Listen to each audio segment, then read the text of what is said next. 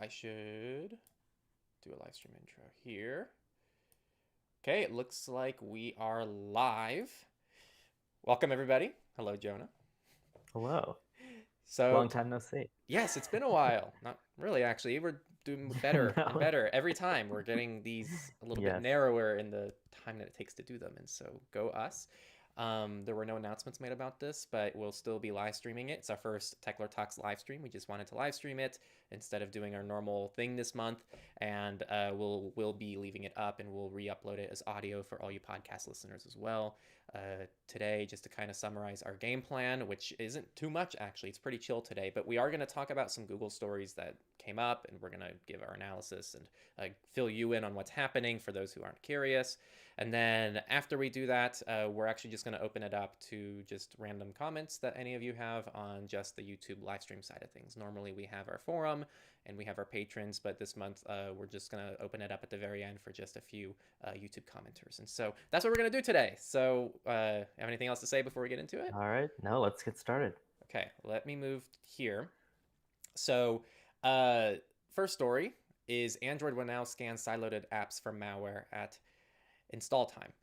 So I'm sure you saw this, right? Yes. Yeah, Google Play Protect is adding this, I think. So part of Play Services? Yes. So, I mean, right off the bat, I know people are wondering, is this going to end up in like AOSP or like custom ROMs? And the answer to that's no, unless you install like Google Play Services. So this is only for things that use Google Play Services. But I'm going to read some of this here. To help combat the surge of sideloaded malware, Google Play can now pop up a malware scanner at install time if it decides the app you're trying to sideload is interesting. So do you want to explain what sideloading is? Yeah, so it's basically just when you install an app from the internet by downloading like an APK file instead of through the App Store. I guess Right. technically other app stores like F-Droid, sometimes people will include that in sideloading as well. Right. Depends on your definition. Right. It is an issue. Like one of the most powerful things about Android, I think, is the fact that you can install any APK file from the internet without having to go through a centralized app store. But it's also one of the most abused things in Android because any random person can just install a malicious APK on their device. So it makes sense why Google might want to release a feature that's designed to have this. It's actually, so in their blog, they say it's real-time scanning. So it actually in real time scans the app installation, reports it back to Google server, and then Google Play Protect decides on Google server if there's anything malicious in the app. I think it seems to have good intentions, I think, but obviously there are some other things to think about regarding this. Like I'm sure Yeah, people I are mean, going. you can see both sides of it for sure with Google. Like Google knowing every single thing that you install, even if you don't install it from Google Play now, that's going to be a problem for a lot of people, whereas normally they wouldn't have insight into that kind of thing. Right, exactly. Though I guess I would argue in Google Play Services, if that's installed anyway, maybe they already know the apps you use, so it's probably not any more privacy invasive, if I Mm. had to guess. But I mean, we can't tell. Google Play Services is a pretty massive black box, which is really unfortunate. The other thing to bring up, which I talked to you before we started streaming, is I just switched over to the different story. I think this is the same week. Google falsely flags Samsung apps as harmful, tells users to remove them. And this is also through Google Play Protect. And so I think it's worth mentioning that if there are any mistakes that Google makes, genuine mistakes, whether or not they're maliciously done or whatever, now you might have to deal with issues where you're installing an app and it's like, oh shoot, it won't let me install the damn app because Google thinks this is something malicious, which happens a lot. Like to this day, I think Malwarebytes thinks the Techlore.tech website is malware.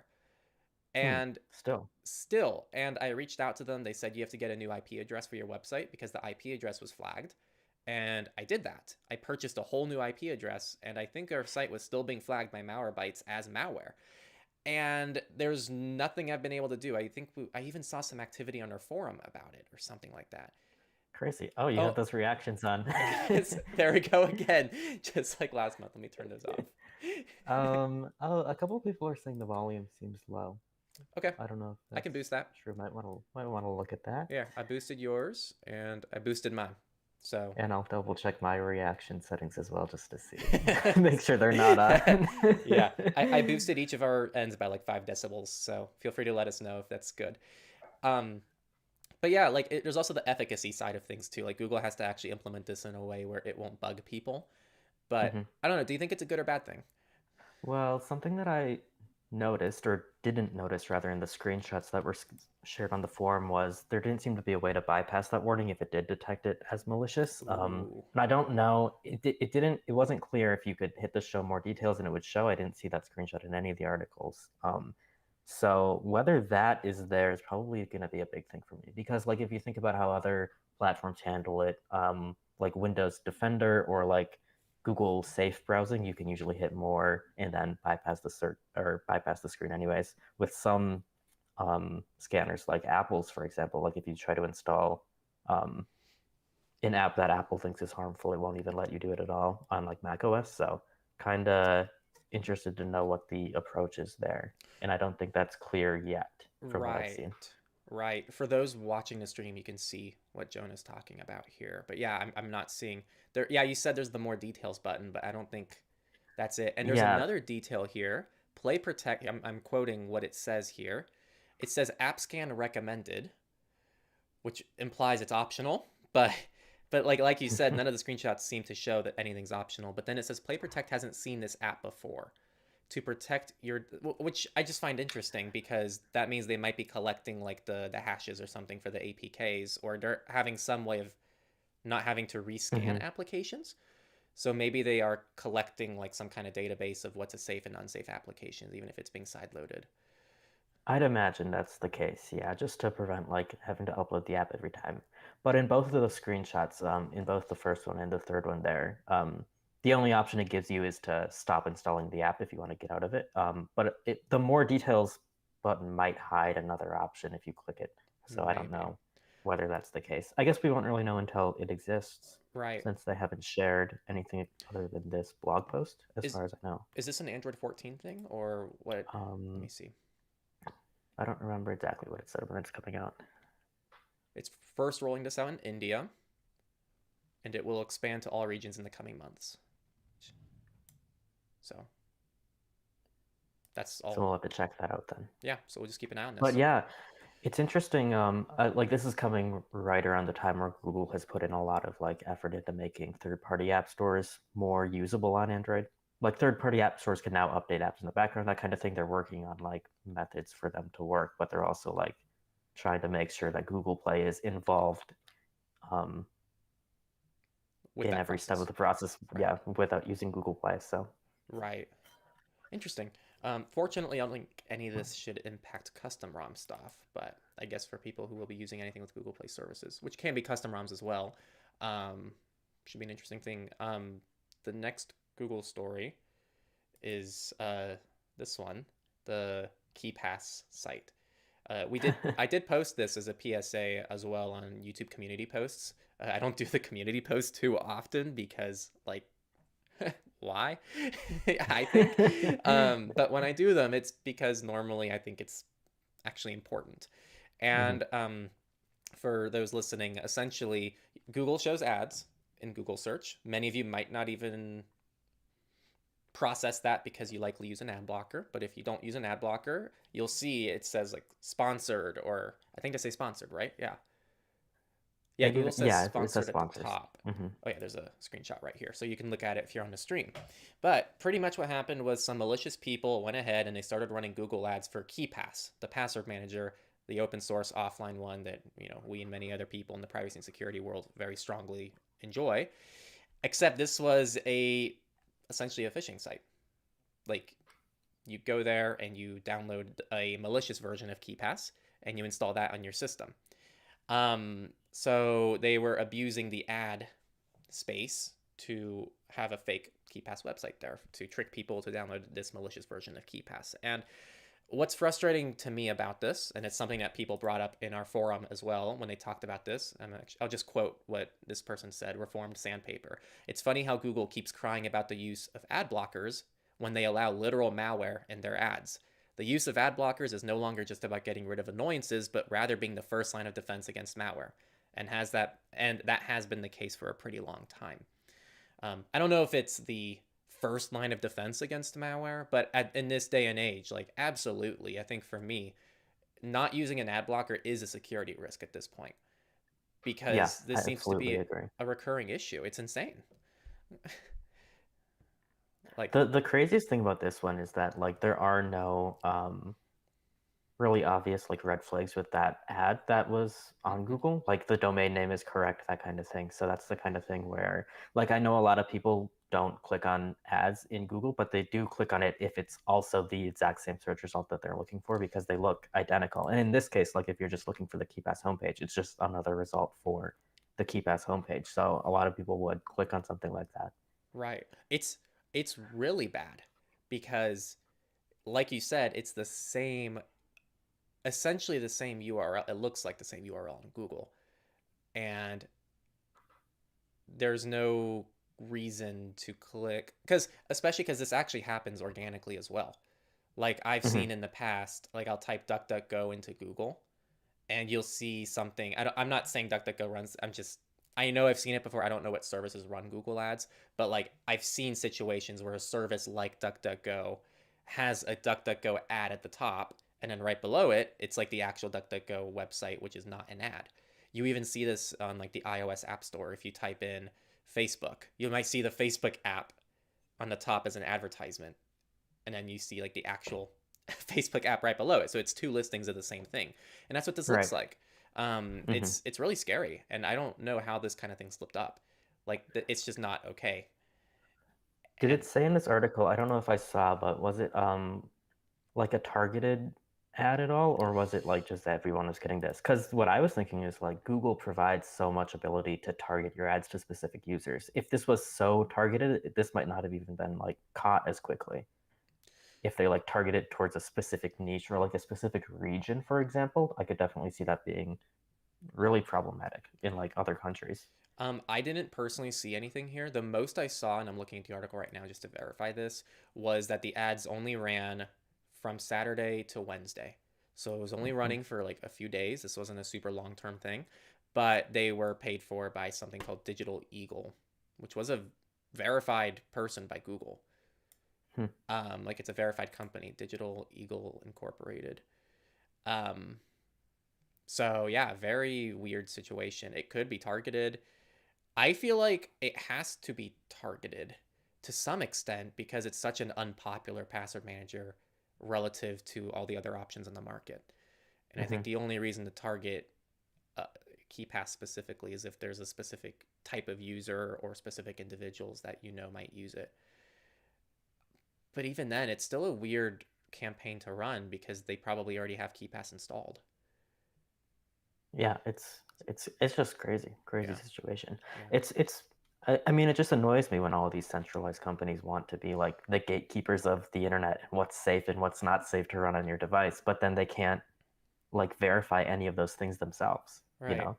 Yeah, It's like Google should not be the um decider between all of these things, but they're trying to implement that in so many other areas and other apps. right. Well, I don't mind the concept, but if they can't do it right, then it's frustrating because then you do put faith and trust in something that's supposed to protect you, and Hmm. it doesn't. And I mean, this is just a limitation with anything that's going to be trying to protect you from other things on behalf of you. And that's kind of the limitation of like even stuff I've talked about in the past with like Google's advanced protection program. I still think ultimately Google would probably do a better job than I would in a lot of things. But there's still a lot of faith that you're giving up to a company like Google to make sure they do things right and don't make mistakes.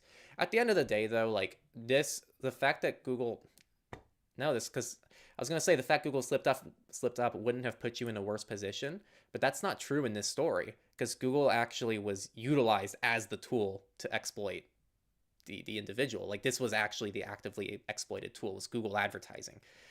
Right. So, yeah, I don't know, crazy. But to tie this into something else, I'm also frustrated how I'm sure a lot of you watching on YouTube are seeing that if you use an ad blocker on YouTube, has this happened to you? Because I'm starting to get Uh, prompts from Google on oh, YouTube. I'm a YouTube premium subscriber, so Oh, yeah, that's a way to avoid that issue. so there's that. Yeah. But I know it's a thing because here, even on the forum, I've definitely seen a ton of people talking about this. I've seen all the screenshots. It's taking off. I think Google's gonna it looks like Google's going forward with this plan to block ad blockers. Yeah, it seems like it, and I don't know what the next. Here it is. YouTube not allowing ad blocker, and this is with Brave and uBlock, and I've been getting this too as well in Brave. And it's just frustrating, like, because I do understand where Google comes from with this. I understand why they'd want to restrict people from using ad blockers. That's their entire revenue model. That's how YouTube is free. That's how they pay creators. I get it, but don't run malicious ads. like like for some people it's Yeah. not even about the annoyance of ads. Like for me it really is almost a security thing at this point, as well as like a time thing. And so if the ads weren't so obnoxious, maybe I'd run a short ad before a few of my videos. But when you run an unskippable 30-second ad twice before a 30-second video, when the ads are longer than the video, it's like, why am I going to deal with that, you know? Right. Just complaining. Yeah, it's annoying. And I just don't see any way that Google can get around it. Like they can't police a platform as big as Google effectively. I don't even know how they could do it. Like make sure AI. no. You see, But that's their AI. plan now. It doesn't work. Are you telling And it me doesn't seem like they're any not of these gonna? plans will be Is it completely Bard? foolproof. Bart? Yeah, Bard? Bard is gonna Bard is gonna review save the every day. single. I don't know if Bard is gone. They've like integrated it into Google Assistant now. I don't know what they're a classic Google branding problem. They have Bard, Google Assistant, all of these different things. I don't know what their name for it is now, We but should place bets on like how long it takes Google to discontinue Bard. Like, because they're like all in. Like Bard is oh everywhere yeah. now, and they're like, you know what? Maybe in like a year they're just gonna wake up and go, we don't like Bard anymore, but we're gonna replace it with a different AI. And then half Uh, of our services are still gonna use Bard for the next 3 years, and then half of other services are gonna use something else. I could see. Yeah, a year seems like a good estimate to me. Right. Oh. Ridiculous. Um. Then whatever they replace it with will be equally insane. Right. It'll be like Assistant by Google. Replaces Google Assistant with Bard. That's true. Why isn't Assistant just like Assistant AI now? Like they have to do Bard, but Don't give them any ideas. yeah. Next year, we'll see it. Yeah. Well, the next story, the last and final Google story that we wanted to cover. I think you had a couple things you wanted to talk about as well. But the last Google story is Google is planning to route Chrome traffic through a proxy. Yes. Got it. Crazy stuff. Yeah, well, I guess let's start with the obvious question. I think Apple released a feature similar to this, right? With Safari, they released their Private relay. Yes, private relay, and I think it was overall decently received. I think there's always going to be people who are like, I don't trust Apple, but Apple's implementation was actually very interesting and seems somewhat privacy respecting. So how is this going to be? That's what I was going to bring up, because it doesn't seem like Google is taking the same approach. Although I think in what I saw, they like mentioned that they might do it in the future in a privacy respecting way with third parties. But the plan right now is just for them to route all of your traffic through Google servers, like a traditional VPN or proxy, without any kind of like privacy protections. It's just through Google. And is this for everybody, like any Chrome user? That wasn't clear to me. I didn't actually read this article, so maybe I'd have to open it up and look. But I don't think it was mentioned, because this is just rumored right now, is my understanding. Okay. Like they're planning on it possibly, but it's like not officially confirmed. But my guess would be because they didn't like give it to everybody for free on Android with their Google VPN. My guess is that it'll be similar. It's going to be like a Google One feature where if you pay for their subscription service, you'll get access to it. That would make the most sense to me. I don't know. I mean, I could see them. They do crazy things sometimes. I could see them maybe giving it away, but that would be an extremely expensive service to run for every Chrome user. So, right. So it seems they're trying to break this up into phases. So phase 0 is just Google proxying its own sites. So if you go to google.com with Chrome, it'll proxy a Google site through the proxy. And eventually it'll probably open it up to other websites. And then later on, like you said, in upcoming phases, they will adopt a 2-hop proxy system. Right. I think I've seen like people say they're considering a 2-hop proxy system. So they're Right. No guarantees. This is the type of thing that honestly, unless Google really, really, really, really wanted to push for this, I don't know if this is ever going to actually be a thing in Chrome. This is reading like Yeah. something where Google puts together is like very vague. Sometime in the future we'll do something about this, but I don't know if they're ever gonna get that far. That's my guess. Maybe they will, but it's just it's not like the Flock, their new technology. It's not something like that where they have a very, very good incentive to implement that in every version of Chrome, the privacy Yeah, and sandbox. even that they've gotten so much pushback on that it's still not out like completely yet. They're Right. working on it though now, so Well, it pretty much is out at this point. Like, isn't it in like 99% of I'd have to Chrome double check. installations or something like that? I think it's, I don't know if it's on for everybody, but I think it's in most people's browsers at this point. Um, but I don't know what their incentive for this would be. Yeah, I mean, just it doesn't make a lot of sense because like they already collect so much data. They don't need to proxy your traffic just to collect that data. I feel like they already have a pretty good enough idea of what you're doing if you're using Google services and Google Chrome that like it doesn't seem necessary as an additional data collection point. Something I could see possibly is like maybe they would start restricting sites to like you can only access this website at all if it's through a Google proxy. And that's like how they kind of because they've made like plans in the past for like websites to say you have to be using an approved browser without like any extensions, and that could be like a verification system of sorts to like lock out other browsers from accessing sites like Firefox. They try to do that stuff with Chrome in the past, so Hmm. there's that. But otherwise, yeah, I don't. Hard to say what Google's motivations are other than like what they've stated to protect people's IP addresses. But to be honest with you, it's like it's not even a big threat to most people. Like Right. the the need for a VPN in the first place is so overblown because all of your traffic is already encrypted with like HTTPS, right? So Right. Interesting. I there's guess like we'll, limited situations where it makes sense. right. Well, we'll follow that one. Um, yeah, we'll just see what happens with that. Yeah. It could also just be very simple, and Google just wants to compete with Apple because Apple has private relay, and Google's like, we need to do it, but we're going to do a slightly worse version of it, as we do with Yeah. most things that we try to do. I mean, I think it's really well represented by the whole Apple Pay versus Google Pay, which you covered in your video on your channel, which is like Mhm. Apple actually has like a very nice offline, no need for Apple to be involved in your transactions method, and you can explain it better than I can, but Google And Google, well, can't. Google doesn't basically. Yeah, like Google does everything on the cloud via their servers, and it's Yeah. Oh, have you seen like stories about the Pixel 8 recently? A lot of like they've been testing these like reviewers have and a lot of the AI features on the Pixel 8, despite like this Tensor G3 chip or whatever, like it's all cloud based and they don't work at all without internet connections. Like even a lot of the AI what? features that you would think would be local, it's like almost all of them offload to the cloud and require an internet connection. That's crazy. I saw an article about that. Maybe if it's not on the forum, I'll post it there or try and find it later. But it's yeah, they're doing almost no AI processing locally on the device with even like their Pixel line. Wow, that's wild. Yeah, Oh my! just a different approach. I can't turn the camera, but the cat wants on the desk. You there was a story you wanted to share before we maybe turn it over to some comments.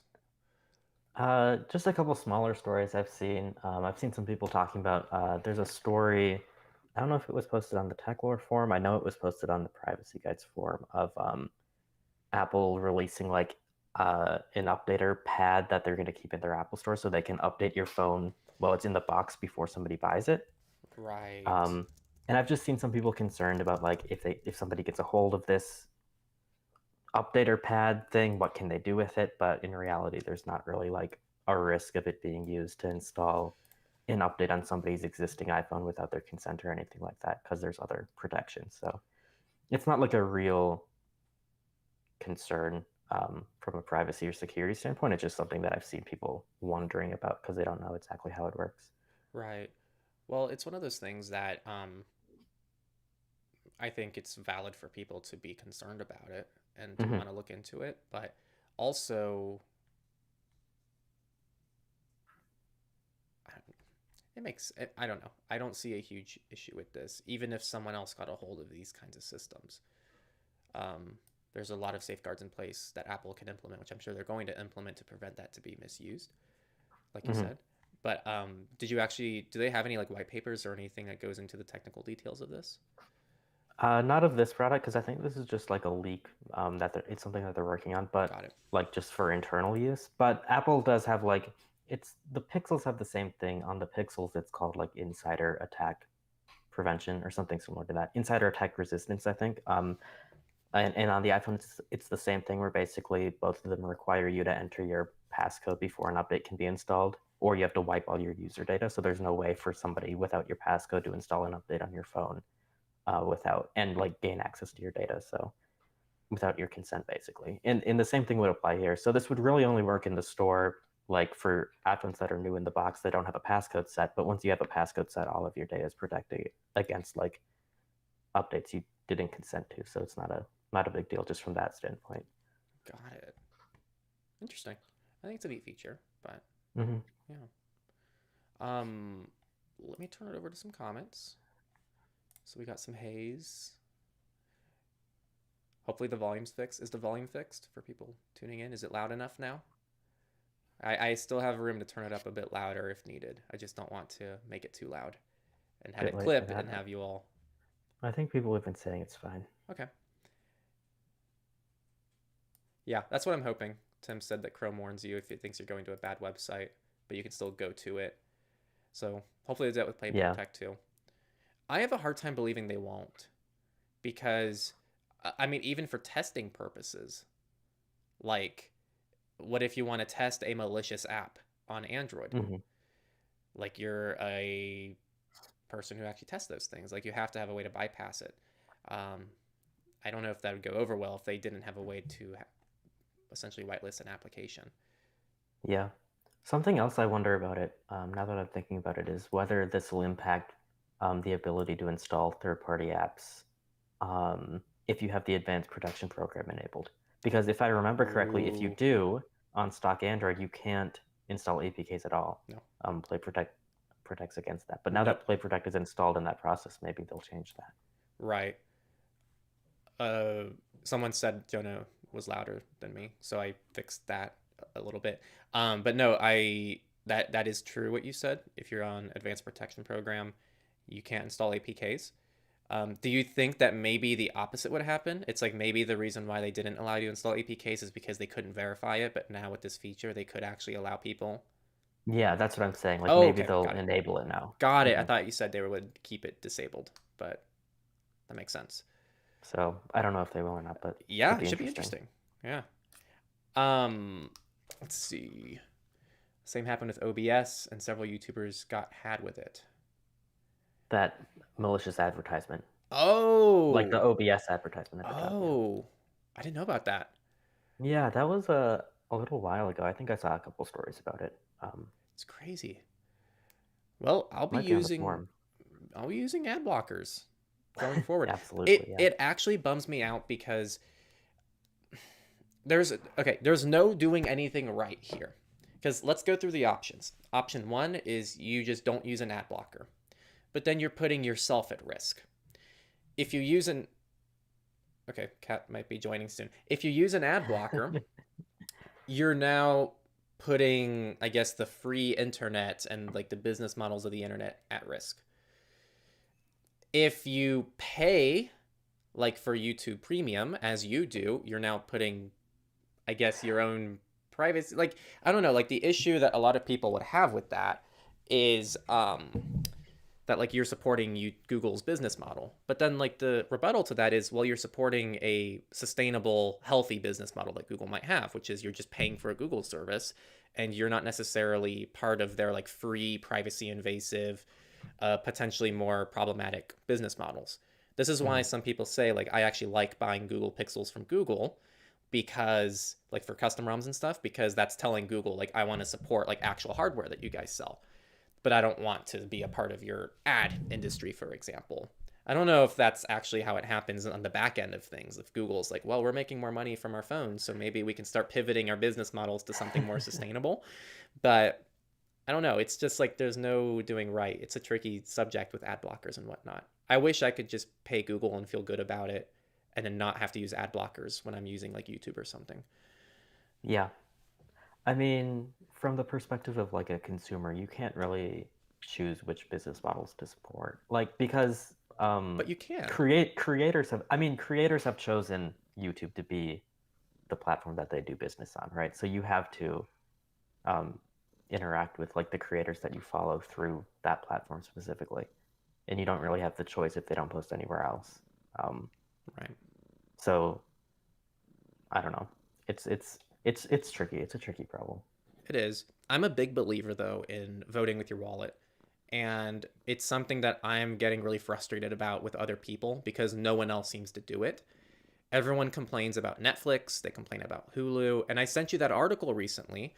Someone finally just compiled the obvious into like a Slashdot article, which was Netflix comes out with and stops people from password sharing, Mm-hmm. right?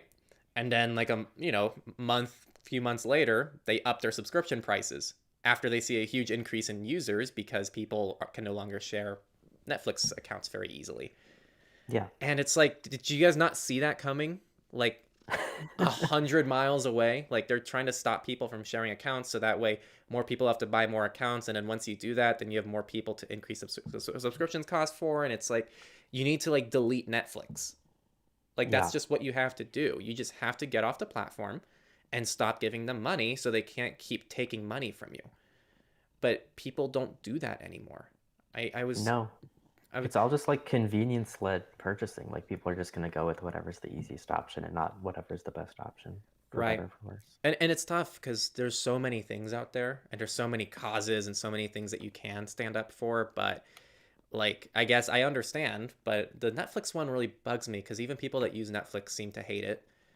Because how could you like it when you can only get Netflix originals at this point and maybe a couple movies that are decent, Mm-hmm. which is every streaming platform nowadays. It's like none of them are very good. But Yeah. I don't know.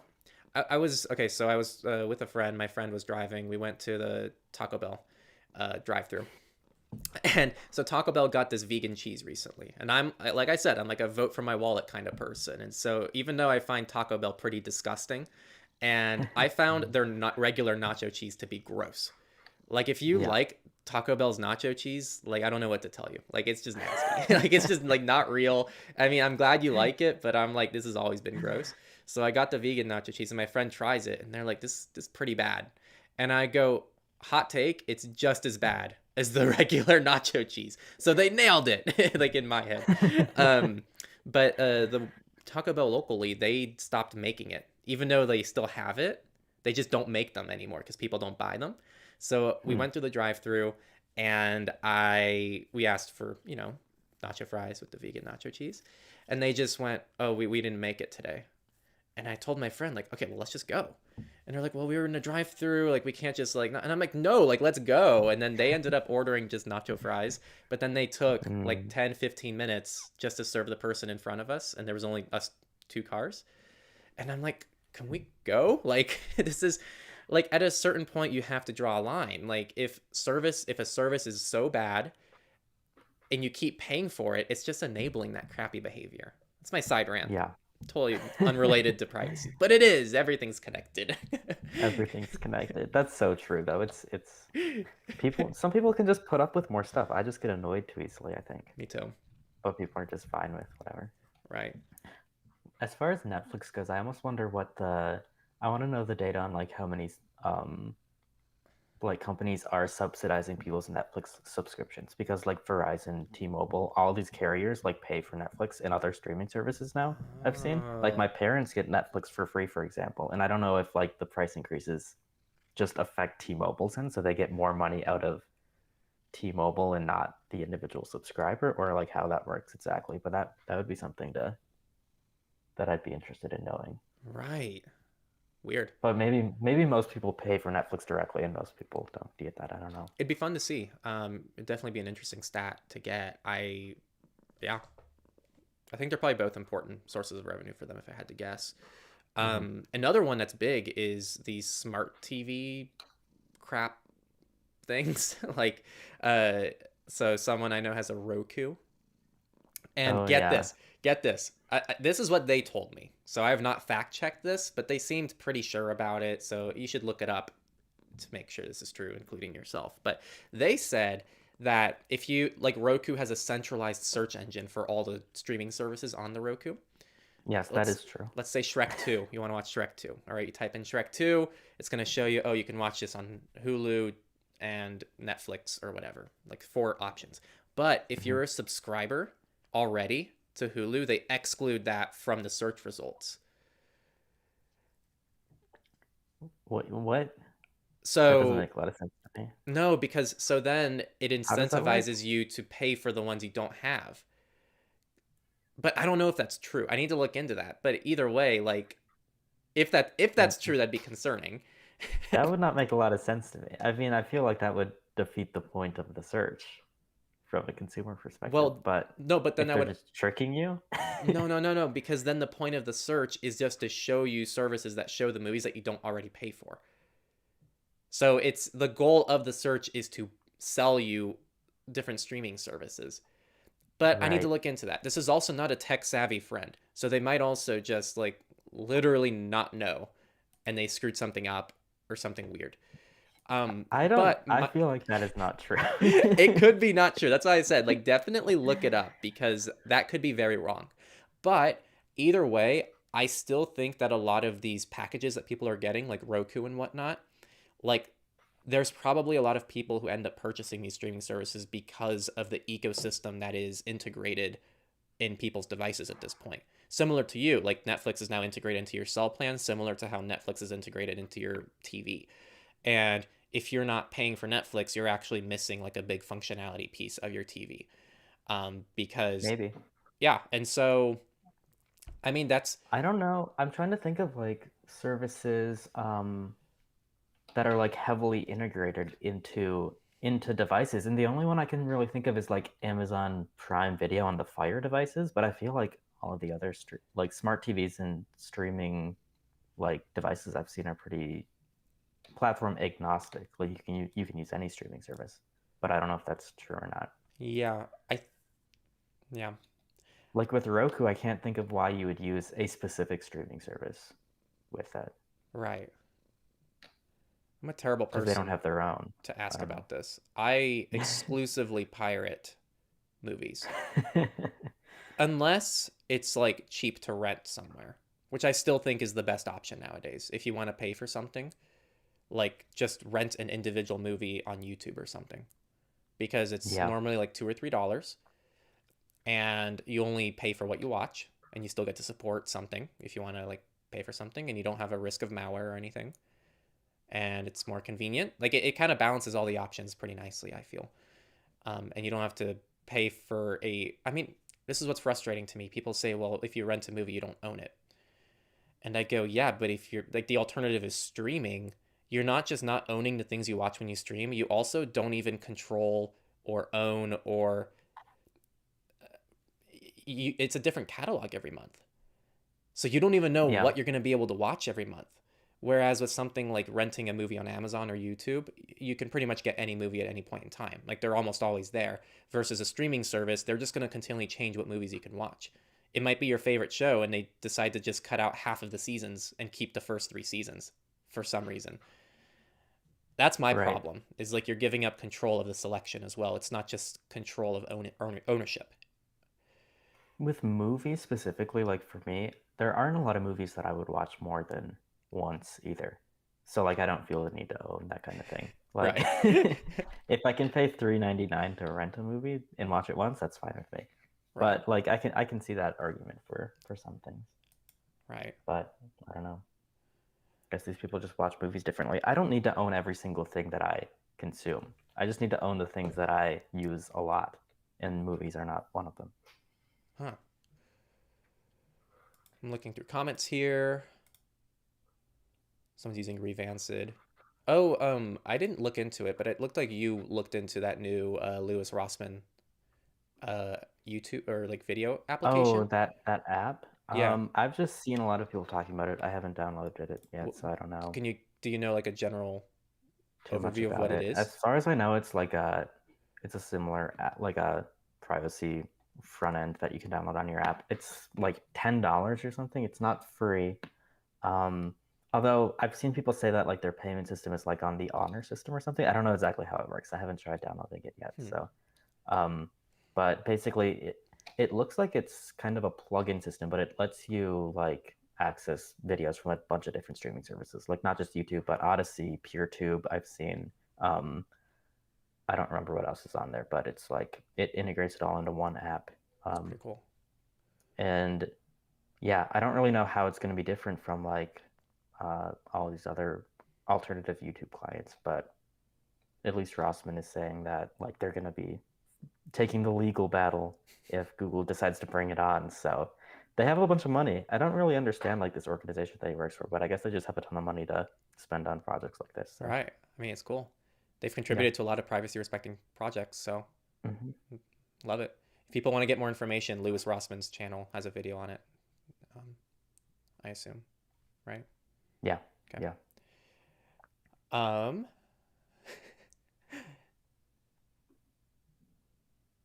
They're on Android 10. Okay, if you're on Android 10, okay, we've talked about this in the past. Try to make sure you're still getting security updates. It's important. Is Android 10 still getting security updates? I don't think so. I think it's 11 and up. Okay. It might be 12 and up now that 14 is out, but as of at least last month is the last time I looked at the security bulletin, and they were releasing security updates for 11, but okay. Yeah, well, not 10. Yeah, well, keep an eye on that, Northern Chimp. Just looking out for you. We like security updates. If you're aware of the limitations and the phone's not used for anything sensitive or anything like that, then maybe it's fine, but just something to throw on your radar.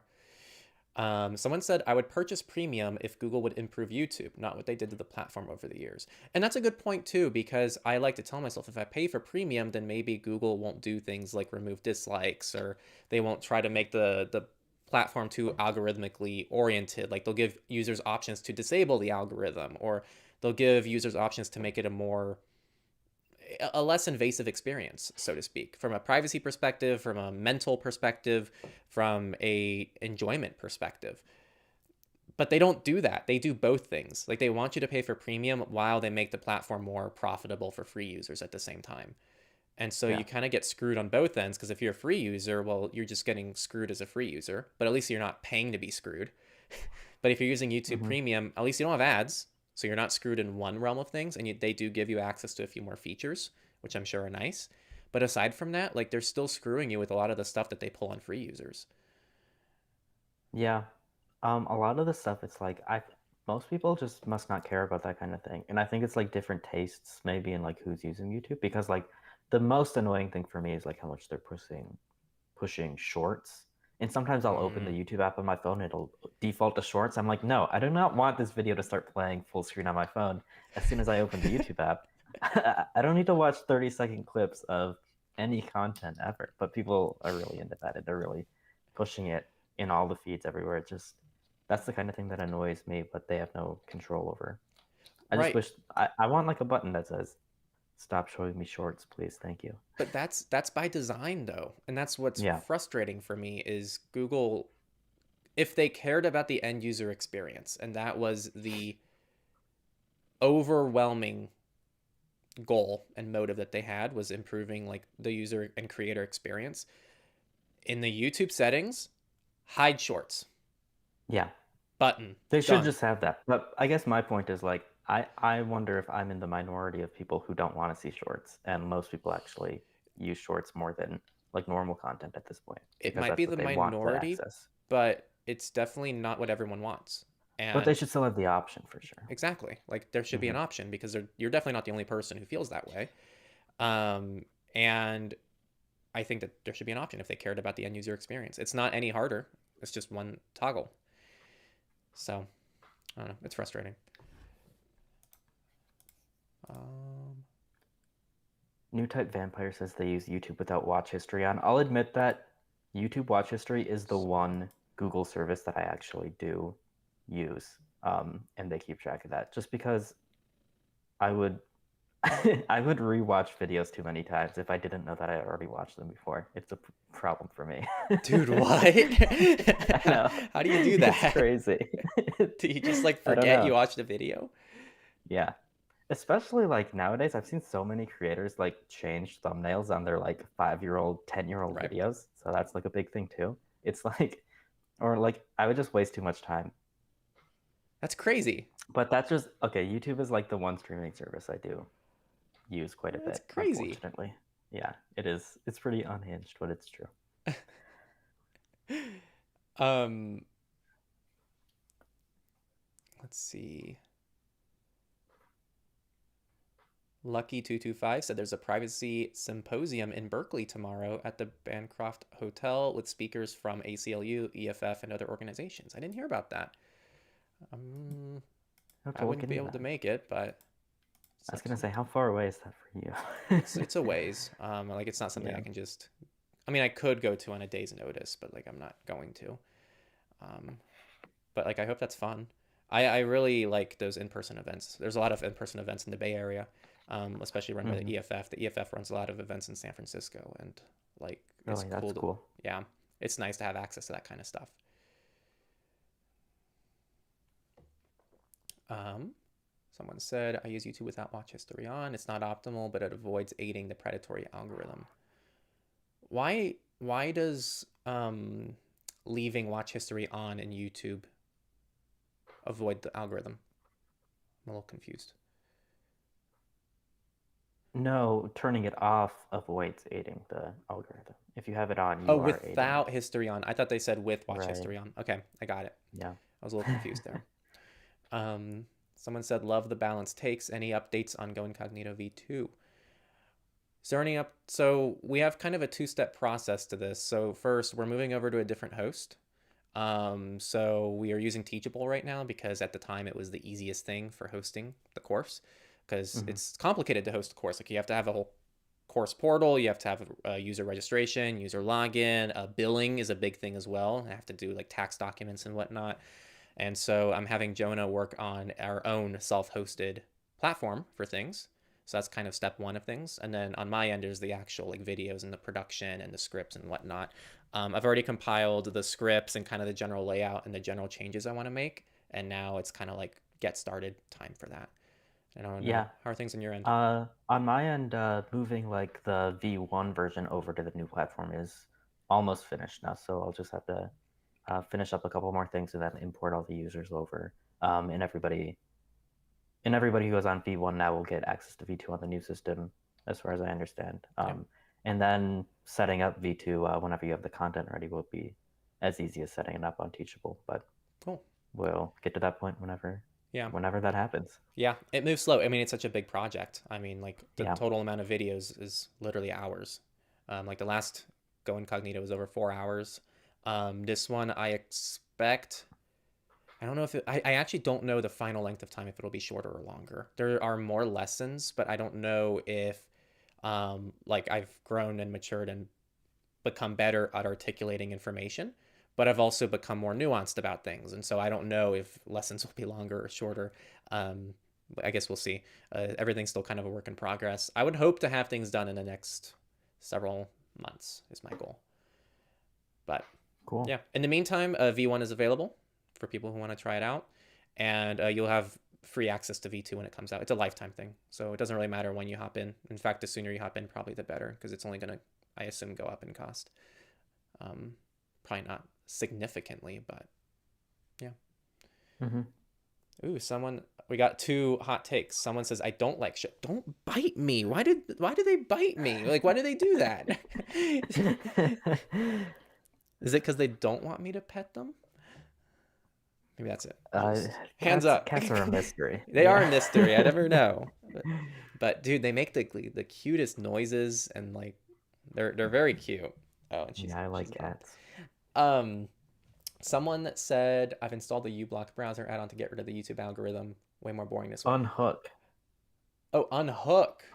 I was like, I didn't know uBlock gets rid of the YouTube algorithm. I know. I was actually just looking that up. I guess there is an extension called Unhook, which I have not heard of or looked into.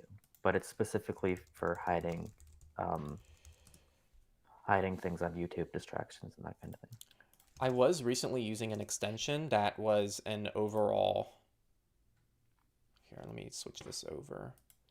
But for people who want to look at this, but pretty much there was an extension that I was using that would like set time restrictions on certain websites, and it would do things like it hides all videos on your YouTube home screen.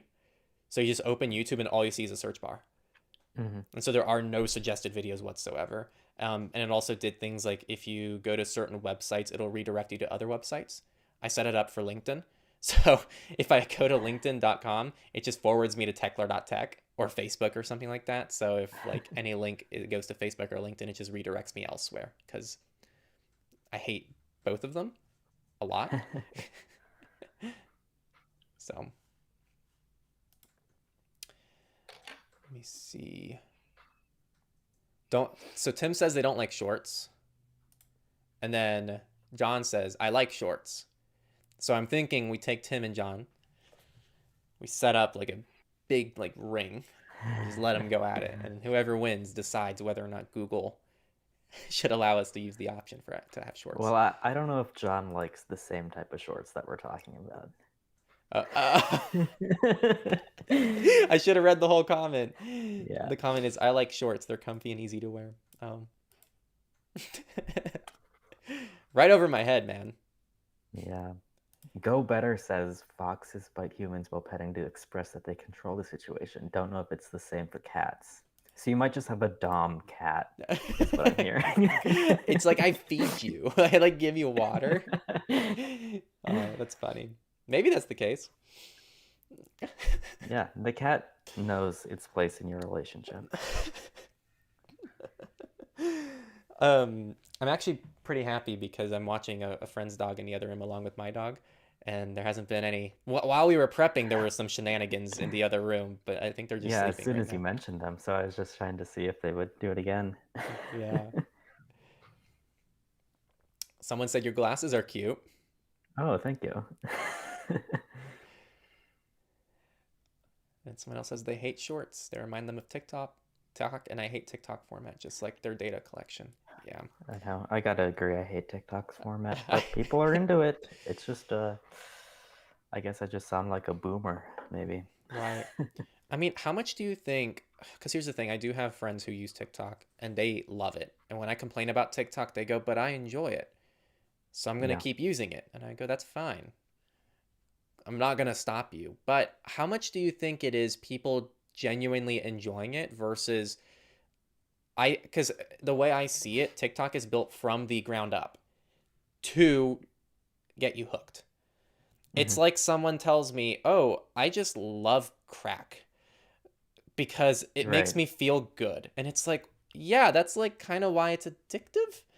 So, but it doesn't mean it's good for you. That's how I feel about TikTok because it's built from the ground up to be addictive. You can't even like exit videos when you open the app. Like the first thing it does is it starts playing a video and it's like, how do I get out of this video? And it starts playing the next one. Yeah. And it's sorry, go ahead. The interesting thing about like addictive platforms like that is that I think how much they actually enjoy it might depend on like the person's personality in the first place. And like, because if they only like to watch videos that they truly enjoy and that are like wholesome and motivating, then TikTok, because it knows what you want to watch, will only suggest videos like that. And you might happen to get like an algorithm filled with like normal videos, I think, that aren't crazy. If you're not a crazy person.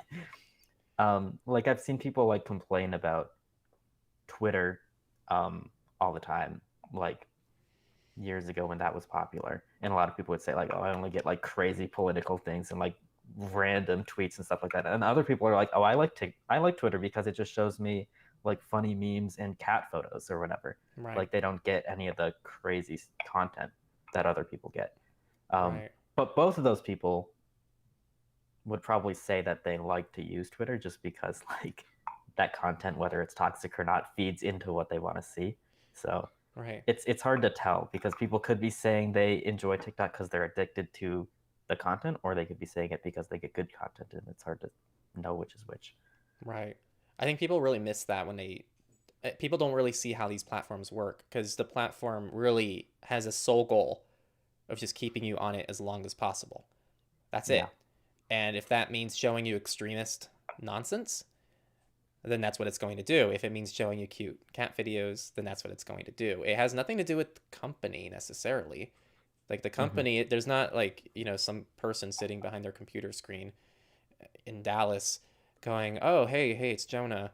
I'm going to start serving Jonah this. And it's like, no, it's just they realize like Jonah stays on longer when he gets fed this kind of content. And it's a scary way of doing things because I think that it can really lead people down nasty rabbit holes. I would argue that getting fed a ton of good, positive stuff can also not be good. This is why platforms like Instagram are showing, like, there's actual research showing that kids really struggle with mental health when they're on Instagram for too long. And that actually comes as a result of sometimes like overwhelmingly positive stuff because you're exposed to like complete positivity and like probably not very realistic images of what people are like and how they present themselves, and that can make you feel worse. So I don't know. I would also fight back and say just because like the content is good doesn't mean it's a good thing still. Like if you're Yeah. wasting hours a day just on Twitter looking at funny memes and cat videos, I still don't think that's a good thing. But Yeah, to people each are, their I don't own. know. Let's see. I see that take a lot too. The algorithm recommends them videos they're not interested in at all. And I kind of relate with that. Like when YouTube tries to suggest me content, they show me like a Mr. Beast video Mm. and I go, I don't care. And I'll look at the next video and it's something else and I just go, I don't care. And I do that with all the videos and then very, very rarely I'll see one video that I click on. And then they just show me a million videos similar to that one video I clicked on. But that's just not how I work. If I clicked on a video, I just wanted to watch that video. I didn't want to like fall down into the rabbit hole. So Right. I don't know. It's just different for different people. It's weird how everyone has a different experience. Have you heard of this extension that Miguel asked about? Sorry, which one? Miguel asked the ad nauseum extension. Ooh. I haven't heard of this. No. I've just heard it mentioned. Okay. Like I know it exists, but I've not. I don't even know what it does. Yeah. Sorry, Miguel. And oh, I have heard of this. The theory is that like it kind of messes up advertising trackers by like automating ad clicks, so it just clicks on all the ads that you see basically in your browser, like in the background, I guess. So Google or whoever thinks that you're opening all these different ads. I don't know how effective that is, honestly. That like obfuscation technique versus like just blocking ads. I'd probably still block ads myself. Yeah, I So would just block ads. Why is that better than blocking ads? I'm not sure. But I'd have to look into it more. I don't know too much about it. Okay. I haven't used it. Okay. Let's see. I'm with Dark Green on that. So Dark Green says I think they also don't have anything else to do to fill the vacuum if they were to stop, like with most addictions. Yeah, that's kind of my take on it. I don't obviously tell people I know this. Um, it's not my place, but I think that a lot of people who fill that void or fill the vacuum with that kind of stuff, like there's better things to be doing, and I think we all have to relax. Like sometimes I'll still like go on YouTube and just watch some fun videos, but if I was on YouTube all day, and like I've been in bad situations myself, like this last month's been really terrible for me, like frustrating month, and I find myself more often like just kind of feeding into my phone and just like kind of just trying to like turn off my brain a little bit. And maybe it's fine in like short periods, but like you have to be aware of that, and I have to actively be like, okay, I've been on my phone too long, let's put it in the drawer, I'm gonna go outside and go for a run, go for a walk, or do something like that. I don't think that like just turning off brain and just getting distracted and just kind of like mindlessly scrolling for hours on end. I mean, it's not a think thing. I think it's been pretty well established at this point that that's not overall good for mental health, and it's probably not going to be the best thing. And it's just sad. I don't know. It makes me depressed to think about like Yeah. the things that people have to deal with, myself included sometimes, but definitely not as severe as some other people.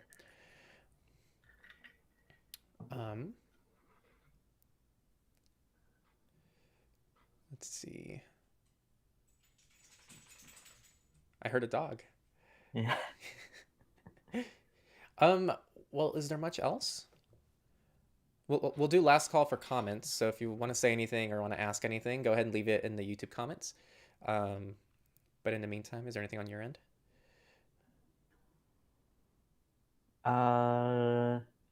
Just trying to think of anything else I've seen lately. I've been just a lot of small stuff. I've been working on privacy guides more, thankfully, because I was kind of taking a break from that for a while. A lot of stuff going on. There's the whole standard notes thing. I don't know if you saw anything about that, I but was loosely they like following changed it. their license, Yeah. and then they changed it back, so like everything is fine now. I guess I don't know. Yeah. Just spent a lot of time looking at stuff like that. Right. Have you always had the shirts? This privacy guide shirt. Yeah. Yeah, that's cool, right? Yeah. I got this shirt like a month ago, but we've had shirts for a while. Nice. I just haven't worn it much. Oh, that's right. You have. I Um, remember you guys announced it, and people on Mastodon were we like, did. You guys want me to I know. buy something? And it's like, I mean, it's a free website that you don't, we're not like holding a Listen. gun to your head and telling you to buy merch. Like, I know. I what the feel like we hell? talked about this in a Techlore Talks episode, maybe, or something like that, or maybe it was on Surveillance Report. Somebody talked about this, but it's like, listen. I don't need anybody to buy a shirt. It's not going to affect me personally. We made these shirts because I wanted a shirt, and other team members wanted shirts, so we all got shirts. I got this shirt, and I got a black jacket with like a monochrome logo, and they're both very great Right. for me, and that's all I need. So if nobody else buys a shirt out, it doesn't. Why would I care? So funny. Um, someone did say, oh, someone asked what was the problem with standard notes. I don't know if you want to expand Oh, on that a little bit. they were thinking about changing their licensing. Well, they did change the license for their source code because they wanted to make it more restrictive, so like other companies couldn't take it and like sell standard notes in all their work or whatever.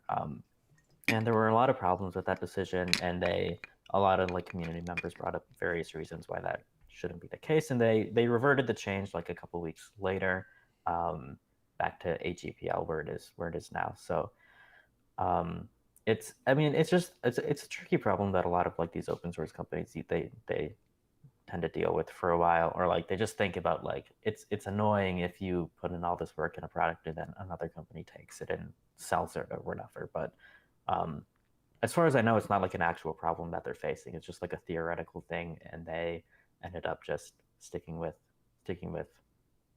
The previous what they were doing. situation. So that's I guess yeah, it wasn't really a big deal. It was just like at least they listened to community feedback.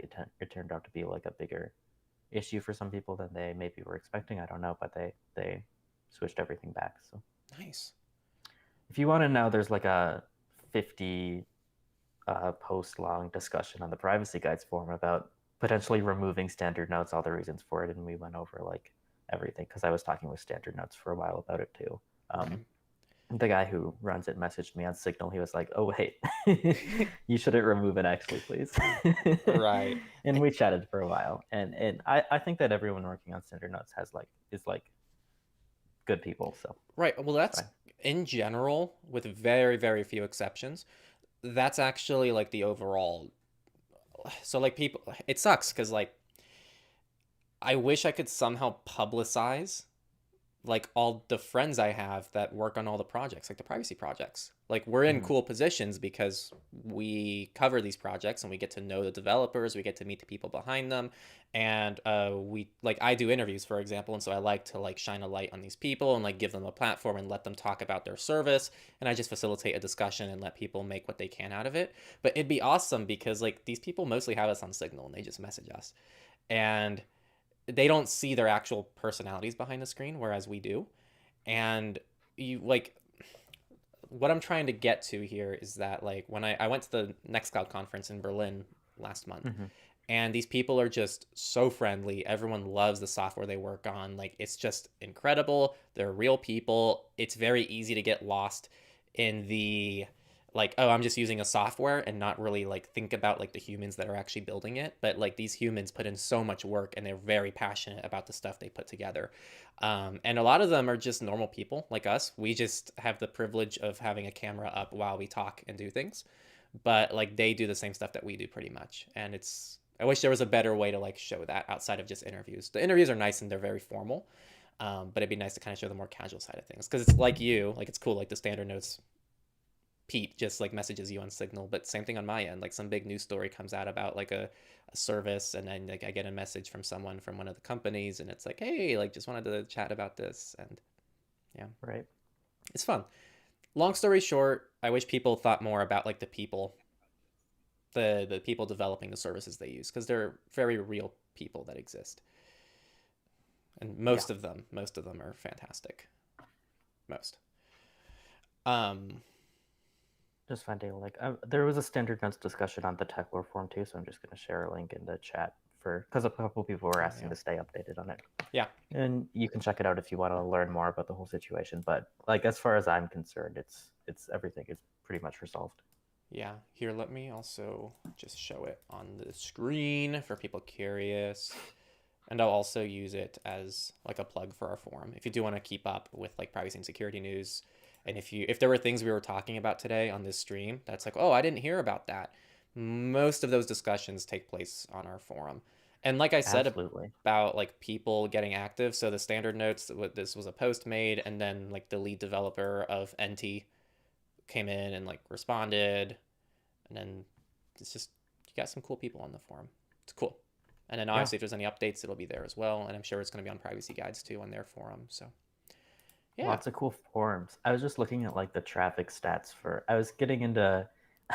I made the mistake of reopening Reddit, and then I got into a Reddit drama discussion with one of the mods of the privacy subreddit because they're doing some. I don't know. It's a long story, but I was looking at like the traffic stats for like the subreddits that we ran and like the traffic for the forum, and they're pretty comparable actually. And you see like the forum showing up in more and more search results, so it's like at least proving that these are places that people are finding organically. It's not, a lot of people seem to think like when you talk about forums specifically that like Reddit is like the place to have all discussions on the internet basically. Like it's, and people add Reddit to the end of their search results to find things and that kind of thing. It's like that doesn't have to be the case necessarily. Right. And especially with all the changes Reddit's making, it's just annoying to deal with. So as far as I'm concerned, the forums have been very successful. Right. The forums that I'm involved in, including obviously the Techlore forum. Right. No, I agree. I mean, whether or not it's even like, it does pop up in search results, but even if it didn't, like I just see the value it provides people within the forum, and so I can't complain about that. Like the people who enjoy it, and that's all that really, I mean, like there's more that can matter to me, but I'm happy with just that. And it's good for me to keep up with news, and I don't know, I love it, so I can't complain. Mm-hmm. Someone said they loved the Vivaldi interview. So nice. I'm really glad you liked it. Like I was really happy with that interview too. Yeah, all the interviews are a ton of fun, and actually I have quite a few lined up, so those should be released soon. A couple of them are from Berlin. They were real life interviews that I did with a Nextcloud team member and then a Nextcloud open source volunteer that works on like some other Nextcloud tools that are relevant to Nextcloud. And then I also interviewed Matthias, I believe, who runs the Free Software Foundation in Europe. He's like the head of that.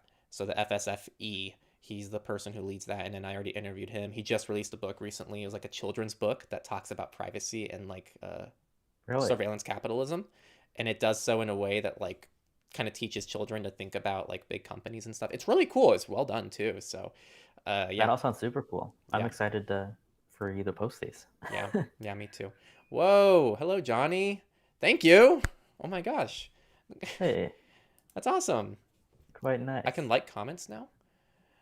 Oh, I did. Look at that. Hearted a super chat. Thank you, Johnny. Well, if there's something you want to ask, something, just, I don't know if there's anything. I don't know what to say. That's really nice. I know. Leaving a super chat with no comment attached. That's pretty. It's just a nice thing to do. That's a statement. Yeah, that's a statement in itself. Wow. Thank you, though, Johnny. We really appreciate it. Like, we can't do it without support, so thank you. Is there anything else? Not that I can think of, and I know you have to go pretty soon too. So yeah, I do. There's not much else going on. We could wrap it up. Yeah. Well, this was kind of just a nice casual chat. We did want to talk about the Google stuff in some way, shape, or form. So glad we got to talk about that. We got to be a little bit engaging with all of you. Thank you all who were engaged. We didn't do any like announcements for this live stream, so if you were here, you just kind of somehow got notified about it. So thank you for tuning in despite no announcements. And this will again be uploaded after the fact, so you can watch it afterwards, and we will cross post this in the near future to audio as well. So if you follow this via RSS, you can do all the Techlore Talks on RSS via your favorite RSS clients and listen to it via audio as a podcast. So yeah. Thank you all again for tuning in. Again, going to plug our forum if you want to be engaged with the community. And also, we are on Patreon as well, patreon.com/Techlore. If you don't like Patreon, there's like LibrePay, there's Ko-fi, there's Monero. Anything else? Yeah. That's it. Are you working on a video? What's going on with the Jonah Aragon YouTube channel? Nothing's going on. I have not had time to do any extra stuff this month, so I'm curious. Something I'll have to think about. I have a question for you before we go. So you've never been involved in the video making scene. Like you've been part of Techlore for a long time now, but you were never involved with any of the video stuff for the longest time. And now you're kind of helping out with Techlore Talks, and you're working on your own videos. What was like in your head? What was making videos like, and what was it actually like? You know, I mean, I do think that I had a pretty realistic expectation of what it was going to be like. In my head, it was going to be like, oh, this is going to be a lot of work, and I'm not going to like doing it. And I think that is true mostly. Although that's for my own videos. If I'm recording stuff on my own, it's like I haven't really figured out exactly what I want to be doing yet. But like as far as Techlore Talks goes, working on the stuff on this channel and the live streams have been much better. Nice, because I'm doing all the work. Conversations for sure. Yeah, well, you're not doing a lot of work with live streams. Come on, you just hit a button. I mean, reset up OBS every single time. That's true. I mean, it's the setup and the talking is nice, but yeah, I'm glad it's not too bad for you. I just find it easier to do it like with another person, so I don't know. Right, that makes sense. Yeah. All right, man. Well, thanks everyone for tuning in. We'll see you all next month at some point, and thank you, Jonah. And we'll keep you all updated. Content soon. Peace. Peace.